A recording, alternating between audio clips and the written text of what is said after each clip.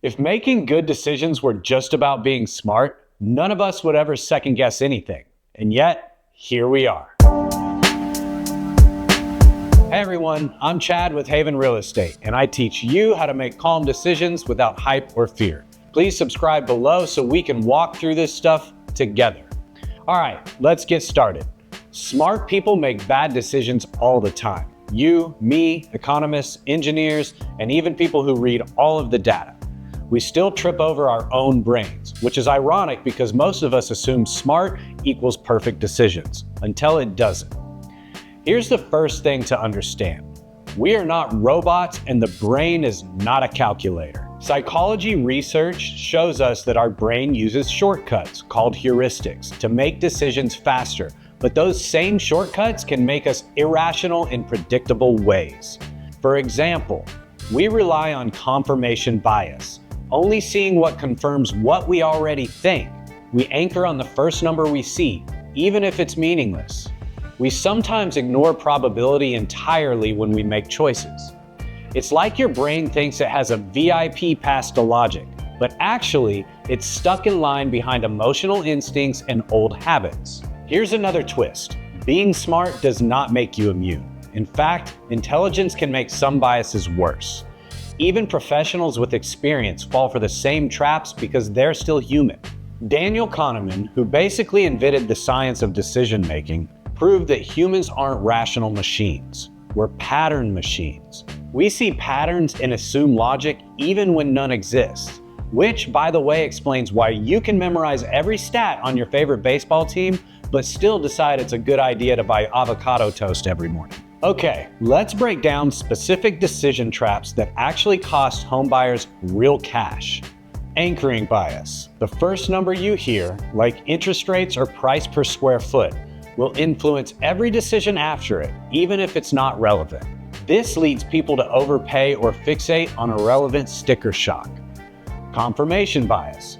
We look for info that confirms what we already believe. So if you think buying is scary, you'll double down on anything that supports that, and the opposite goes if you're too optimistic. Probability neglect. We tend to ignore realistic chances and instead react emotionally. This makes people hesitate when the odds are actually in their favor, or rush when they shouldn't. This is basically why people will spend 3 hours debating on whether to buy a $30 kitchen gadget, but swipe yes instantly on a flight because it felt right. And here's the scientific punchline. Even well-trained professionals fall into these traps. The studies repeatedly show it. Experts, crisis responders are less biased, but still biased. And if the experts are vulnerable, you bet the rest of us are too.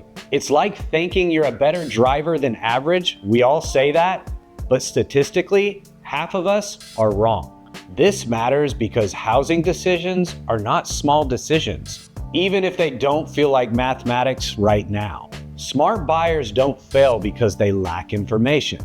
They fail because they're trapped by how they interpret that information. What I mean is this: you can have all the facts, you can understand interest rates, you can read home inspection reports verbatim, and still make a bad choice. Not because you're dumb, but because your brain is wired to take mental shortcuts. That's why people will read 10 reports and then choose based on feelings, not facts. So how do you break out of this loop? Nothing changes until you go from, I am smart so I can make smart choices, to, I understand how to make choices. And that changes everything fundamentally, because here's the truth. If you can spot the bias before it happens, not after, you're already in the top few percent of decision makers. It's like being told, hey, don't think of a pink elephant. And what does your brain do? It thinks of a pink elephant. Except in real life, that elephant costs about $500K. So here are 10 active things smart buyers do to make better decisions. Not theory, not vibe, just actual moves. Force a pause before deciding. Even a short delay reduces emotional bias and impulse decisions. Most bad choices happen when speed replaces clarity. Write down the decision criteria before looking at options. This prevents anchoring on the first number, house, or headline you see and keeps the process grounded. Ask yourself this: what would change my mind? Ask it up front. If the answer is nothing, you're not deciding, you're defending a position. Separate facts from feelings on paper. Listing objective facts next to emotional reactions makes it obvious which one is driving the choice.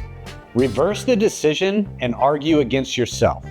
If you can't make a strong case against your own choice, you probably haven't examined it deeply enough.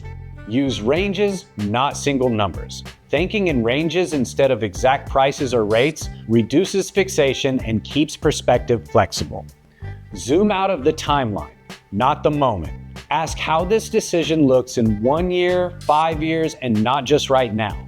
Most regret comes from short-term thinking. Limit information intake before deciding.